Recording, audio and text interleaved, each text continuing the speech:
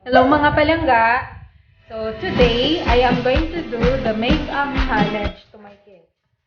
This is what they really requested me to do kasi gustong-gusto nila. May make-upan ko rin sila. Before, ginawa na namin na yung mga anak ko yung nag-makeup sa akin. So ngayon naman, try natin make-upan yung mga anak ko. Okay? So keep on watching. But before that guys, magla-light makeup.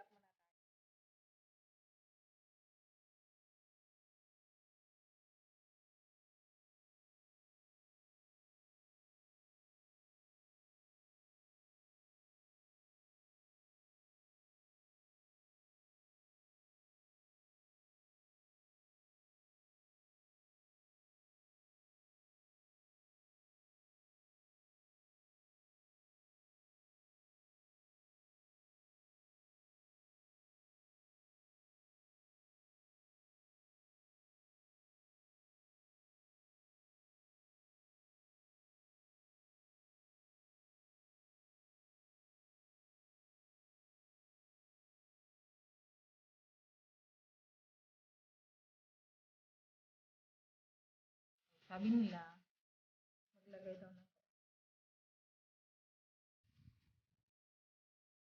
para tumangos yung ilong natin. Hindi naman talaga ako expert ng pag-makeup. Pero, kahit pa paano, yung mga basic. Kasi pag sa school, hindi ka naman talaga pwede mag-makeup talaga ng ganito kakapal. Kasi nga, di ba, humaharap ka sa estudyante. Yung tama lang, yung light lang.